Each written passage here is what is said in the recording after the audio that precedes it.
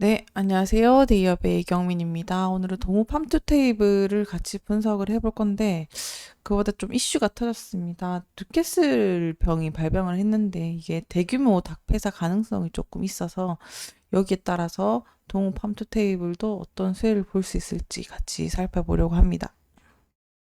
기사를 보시면요, 뉴캐슬 병이 18년 만에 브라질에서 발병을 했다고 하는데요.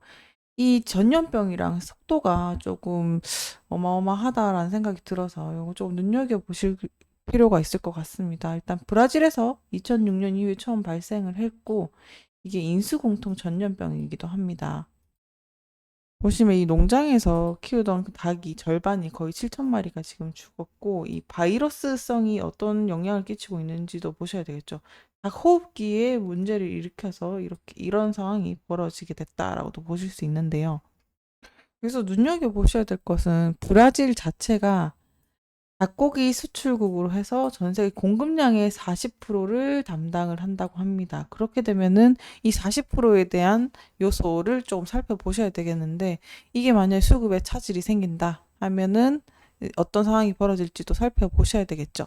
일단 브라질의 상황을 좀 말씀을 드리면 브라질 자체는 일단 농업부에서 뉴캐슬병 발생 지역을 당연히 봉쇄하고 있고 이제 인근 지역의 확산 방지를 위해서 조치를 하고 있는데 지금 현재 상태는 수입국인 중국이랑 EU 등의 이 사실을 통보를 했고 무역 금지 조치랑 이런 것들이 지금 내려질 가능성이 있다라고도 보실 수 있겠습니다.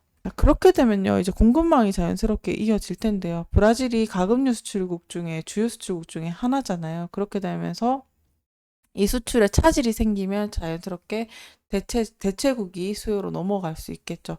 그러면서 그 공백을 메우기 위해서 이제 각 국들이 대처를 하게 될 텐데요. 이런 의미에서 동팜투 테이블이 또 이제 가격 경쟁력이나 이런 기회를 또 가질 수 있지 않을까라는 생각이 또 듭니다. 자, 이렇게 뭐 여러 가지 상황이 있겠지만 수요랑 가격 변화 면에 있어서도 브라질산 가금류가 무역 금지 조치가 내려지게 되면요. 아무래도 전 세계 공급이 일시적으로 줄어드는 상황이 벌어질 수도 있겠죠. 그러면서 가격이 또 상승할 수 있는 요소가 될 수 있다. 특히 동호팜투 테이블과 같은 이런 가금류 생산 업체들한테는 단기적으로는 긍정적인 영향을 줄 수 있겠죠. 그러면 또 반대로 이렇게 생각해 볼 수 있을 것 같습니다. 좀 먼 얘기일 수도 있지만 국내 시장에 또 뉴캐슬 병이 발생을 하게 되면 팜투테이블 생산에도 또 영향을 끼칠 수 있기 때문에 이거는 단기적으로는 어떻게 보면 수혜를 볼 수 있지만 이게 들어온다고 하면 주가에 또 부정적인 영향을 미칠 수 있으니까 그 두 가지 관점을 고려를 하셔야 될 것 같습니다. 그럼 일단 좀 최악의 시나리오를 먼저 그려보도록 할게요. 만약에 뉴캐슬병이 발생을 해서 확산이 된다고 가정을 했을 때 어떻게 유입이 될 수 있을까요? 일단은 위생 관리가 낮은 공장부터 발생을 할 것이고, 그 다음에 이제 야생 조류들이 날아와서 농장 근처로 유입이 되게 되면은 이게 어떻게 보면 신호탄이 될 수 있겠죠. 그렇게 되면서 농장으로 전파될 가능성이 상당히 높아질 수 있다라고도 보실 수 있겠습니다. 그리고 또 유념해야 될 게 좀 다시 또 먼 얘기긴 하지만 이 뉴캐슬병은 한 번 발병을 하게 되면은 같은 지역에서 재발 확률이 높게 됩니다. 그렇게 되면은 그러면 이거를 시작으로 해서 계속 악재가 겹칠 수 있다. 수급에 차질 우려가 있다라고도 그려보실 수 있겠습니다. 특히 이런 바이러스 같은 경우는 공기를 통해 또 전파가 될 수 있으니까 상당히 노출 위험도가 높다는 것도 요인 중에 하나입니다. 과거에 우리나라도 조류 인플루엔자가 발생을 했었던 이력이 있었죠. 미국과 한국에서 조류 인플루엔자가 대규모로 발생을 했었는데 그때 당시에 가금류 공급이 상당히 또 줄었었습니다. 그러면서 가격까지 급등을 하게 됐고 결과적으로는 이런 공급망이랑 그런 공급망에 있어서는 기업의 주가가 상승을 했다. 예를 들면 동업함도 이런 상황에서 수혜를 봤었습니다. 현재 동호 팜투 테이블의 생산 가동률을 보면요. 점점 줄고 있는 수치를 조금 볼 수 있겠죠. 아무래도 생산 능력은 뭐 똑같이 이어지고 있는데 가동률 자체가 지금 계속 뚝뚝 떨어지고 있는 상황입니다. 그런데 이제 브라질에서 이와 같은 이런 이슈가 터져주고 이제 만약에 장기적으로 장기화됐다라고 됐을 때 이 가동률 자체가 조금 변할 수 있다라는 요소도 있을 수 있으니까 그런 것도 살펴봐 주시고요. 특히 병아리도 가동률이 지금 계속 뚝뚝 떨어지고 있어서 왜 이렇게 많이 떨어지고 있는지 일단은 이유를 알 수가 없지만 아무래도 이 브라질에서 발생한 뉴캐슬 병이 좀 상황이 길게 끌고 가준다고 하면 아무래도 이 동fam투 테이블의 생산 측면에 있어서도 아무래도 조금 영향을 받지 않을까라고도 생각이 듭니다.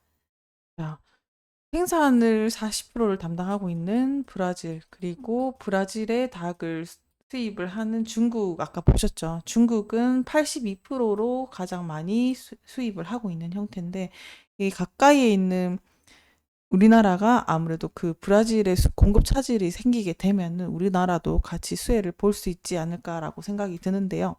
아, 죄송합니다. 먼저 우리나라의 이거는 수입률입니다. 우리나라 수입률이 82%로 되어 있고, 우리나라도 마찬가지로 브라질 수입산을 이용을 하고 있는데, 아무래도 공급에 차질이 생기면 국내 상황 자체도 내수 시장 쪽으로 쏠릴 수 있는 현상이 벌어질 수 있고, 더불어서 이제 다시 돌아와서 중국의 수입량도 좀 말씀을 드려야 될 것 같은데요.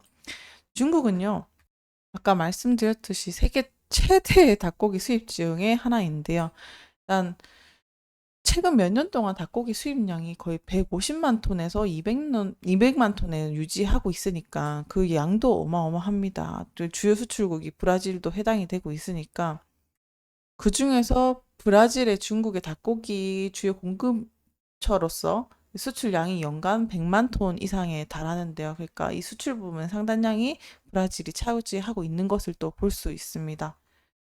더불어서 23년에 중국은요, 1.600만 톤이 닭고기를 수입을 했고 그중에 30%가 브라질산이었습니다. 이 30%가 날아가는 거는 분명히 대체제가 있을 수 있고 그중에 한국도 영향을 미칠 수 있다라는 것도 생각을 해보실 수 있습니다. 동fam투 테이블의 최근 주 차트를 보면 실적과 함께 같이 하락을 하고 있는 모습인데요. 아무래도 이 뉴캐슬 병이 발발한 것과 지속성을 봐가면서 이 생산 능력도 영향을 끼치지 않을까라고도 생각이 드는데요. 요 이슈 잘 한번 살펴보시면서 주가 차트에도 투자에 참고가 되셨길 바라겠습니다. 오늘도 시청해주셔서 감사합니다.